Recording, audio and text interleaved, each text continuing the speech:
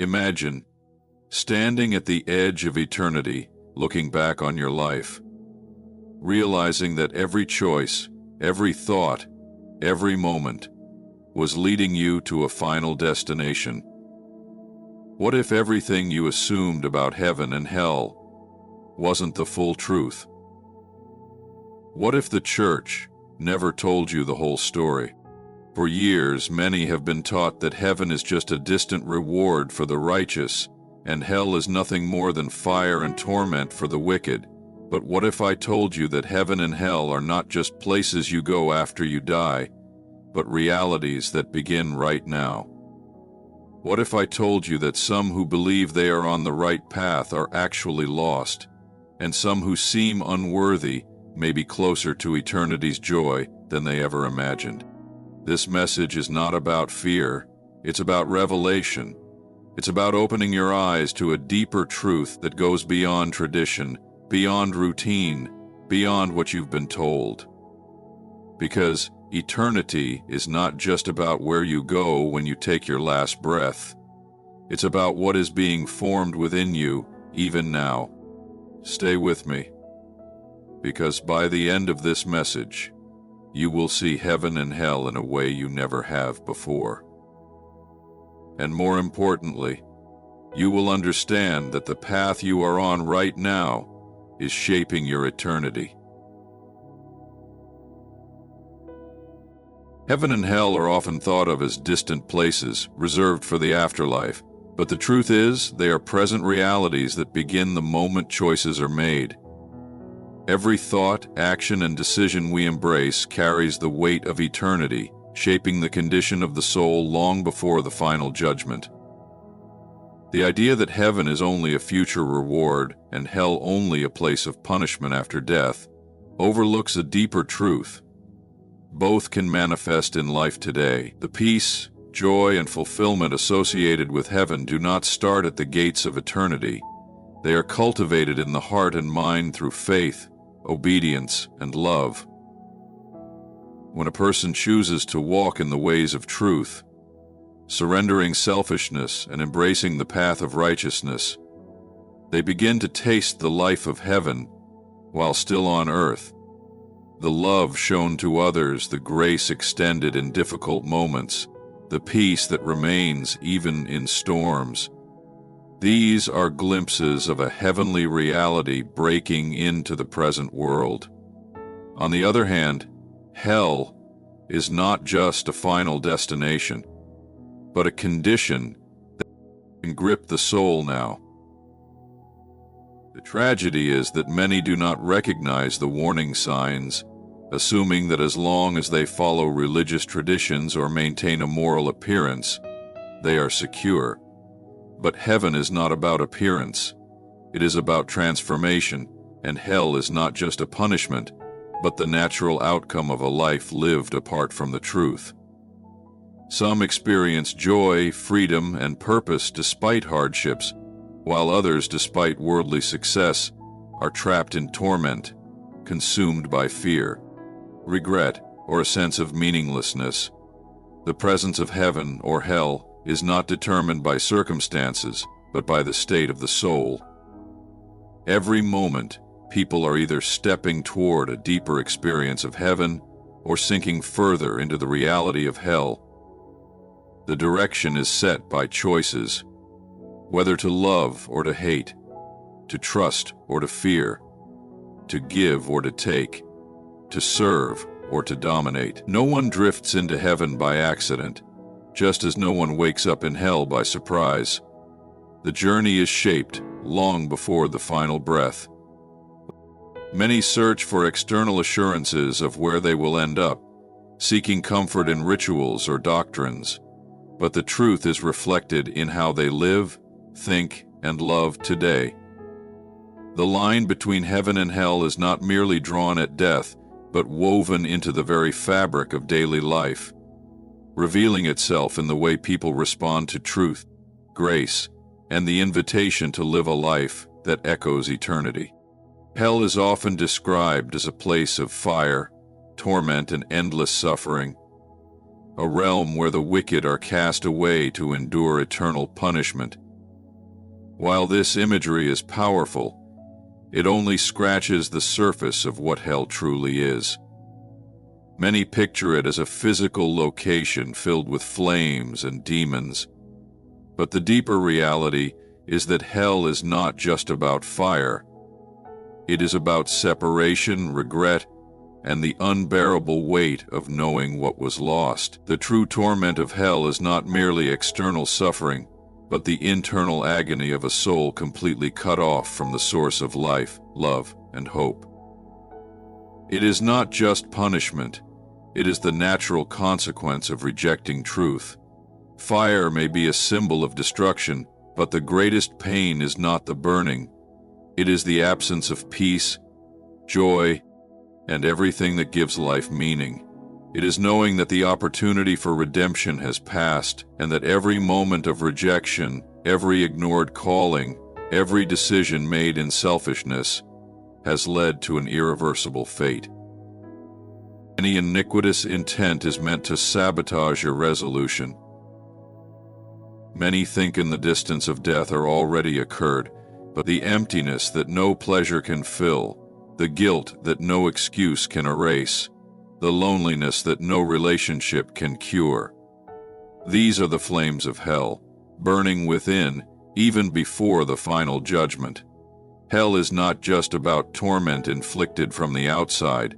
It is the internal suffering of a soul that has lost its purpose, its connection, and its hope.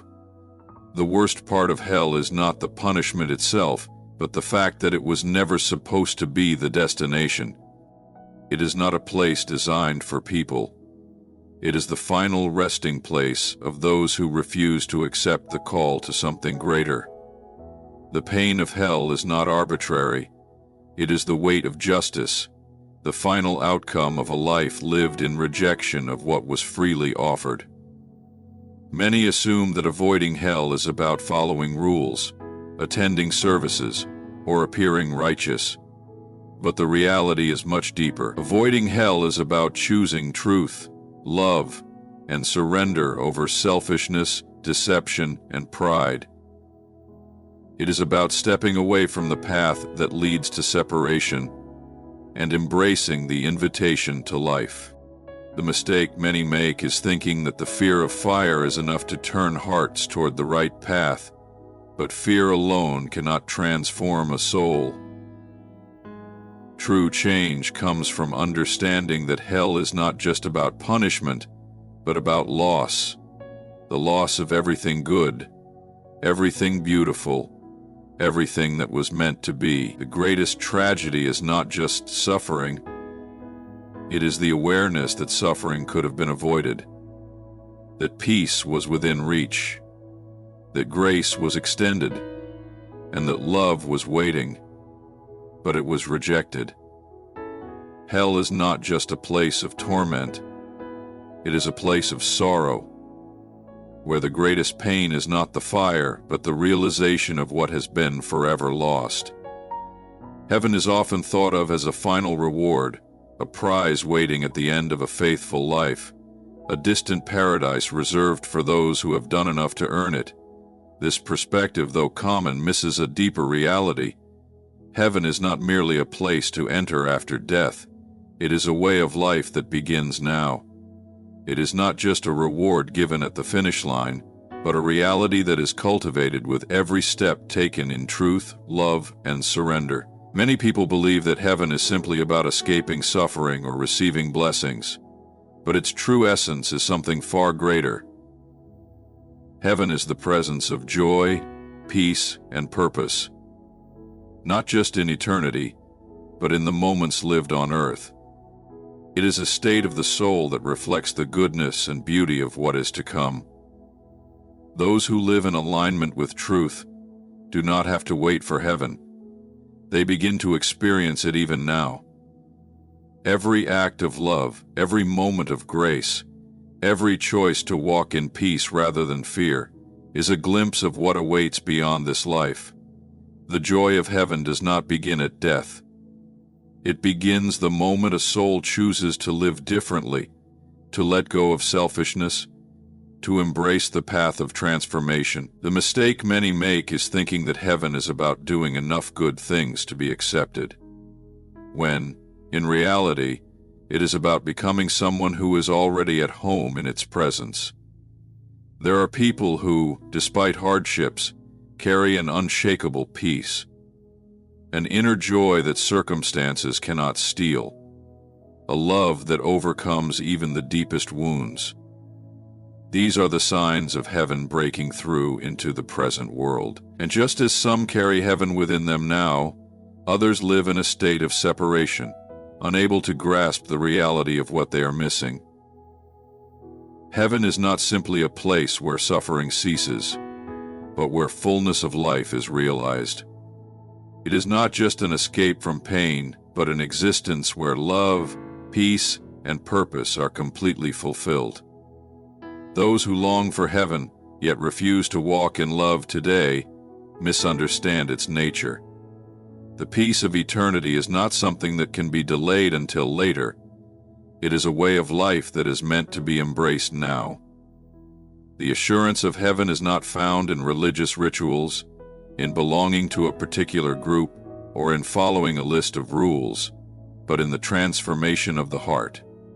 A person who experiences heaven before entering it will recognize it when they arrive. A person who experiences heaven before entering it do not wait for heaven. Those who understand this do not about a distant reward given at the end of a journey, but about its distant gates. Many people assume that simply attending church, following religious traditions, or associating with a particular group guarantees a secure path to eternity, but the truth is far more sobering.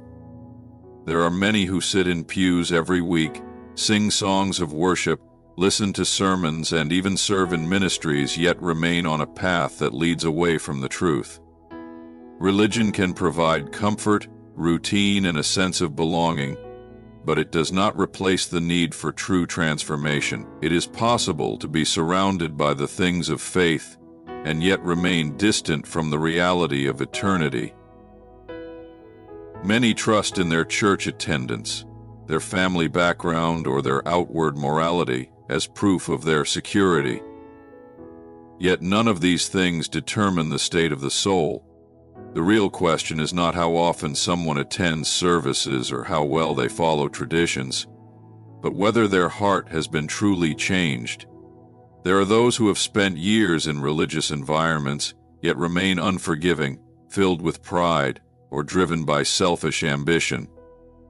They speak the right words, know the right scriptures, and participate in all the expected rituals.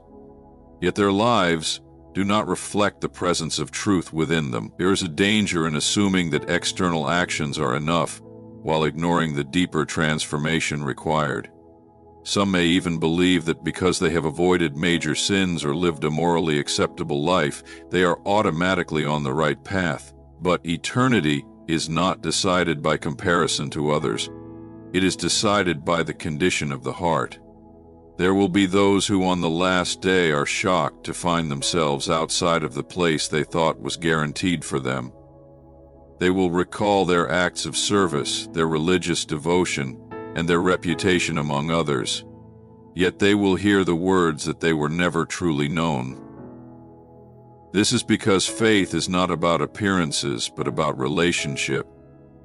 Not about routine, but about surrender. There are also those who, from the world's perspective, seemed unlikely to find eternity's reward. People who struggled, who failed, who had a broken past. Yet they found the truth and walked in it, even if imperfectly. The great surprise of eternity will be that many who were expected to enter will not, and many who were assumed to be lost will be welcomed. The difference is not in titles, traditions, or religious associations, but in the reality of a life that has been transformed. It is not enough to be close to the truth if that truth has not been allowed to change the heart. The path is not secured by outward actions alone, but by a deep inner renewal that reflects itself in how a person lives, loves, and surrenders. Many who claim to know the way are still walking in darkness, and many who are overlooked or dismissed are actually on the road to eternity. The question is not whether someone is in the church, but whether the truth is truly in them. Fear has long been used as a motivator, a force that drives people to make decisions in hopes of avoiding consequences. And for many, the fear of hell has been the reason they turn toward faith. They are told of eternal fire, endless suffering, and divine wrath, and out of terror, they attempt to do what is necessary to escape such a fate. While fear may cause someone to seek safety, it does not create lasting transformation, because true faith is not about running from punishment, but about embracing a greater love. Fear may cause a person to modify their behavior temporarily, but love changes the heart completely. Those who live in fear of judgment may follow religious practices, obey rules, and try to do what is right, yet their hearts remain distant from the truth. Their actions are based on avoiding wrath rather than embracing a life of love and surrender. Fear can make a person religious, but it cannot make them new. A heart that is changed by love does not simply seek to escape punishment. It desires to walk in truth, because truth itself is good. Those who are driven by fear may ask, "How much do I need to do to be safe?" But those who are moved by love, "How can I walk in the fullness of what is right?" Fear focuses on avoiding hell, but love focuses on embracing heaven. Many believe that the fear of hell is what keeps people on the right path, but in reality, it is love that sustains a person when challenges arise. When fear fades, when the warnings are no longer fresh, when the threats seem distant, people return to their old ways because they were never truly changed, only scared for a time. But when a person is transformed by love, their devotion is not based on external pressure, but on an internal reality that cannot be shaken. Love changes the way a person sees everything. Instead of obeying out of obligation, they obey out of desire. Instead of avoiding sin out of fear, they avoid it because they no longer find pleasure in what leads to destruction. Instead of trying to do the minimum required to be safe, they seek to live in the fullness of truth, because it has become their joy. The problem with fear-based faith is that it does not produce lasting peace, because a person who is always afraid of falling short never truly rests. They spend their lives wondering if they have done enough, if they are still on the right side, if they are good enough to avoid judgment. But love brings security, because those who walk in love do not constantly question their standing. They live in the assurance that they belong. The greatest transformation does not come from fearing what is wrong, but from loving what is right. And those who truly walk in love do not need fear to keep them on the path, because love itself becomes their guide. The truth about heaven and hell is deeper than what many have been told. They are not just future destinations, but present realities that begin in the choices made every day. Hell is not just about fire, but about separation, regret, and the agony of what was lost. Heaven is not merely a reward, but a life of love, peace, and purpose that begins now. Many who believe they are secure because of religious routines may still be on the wrong path, while those who have truly embraced transformation will walk in eternity's joy. Fear may cause temporary change, but only love brings lasting transformation. The greatest assurance is not found in escaping punishment, but in embracing a life that reflects the truth. The final reality of eternity will be filled with surprises, for heaven is not given to those who simply go through the motions, but to those who have allowed their hearts to be changed. The time to decide is not later, it is now. Thank you for your time and for opening your heart to this message. May you walk in truth, love, and the assurance of a life that echoes eternity.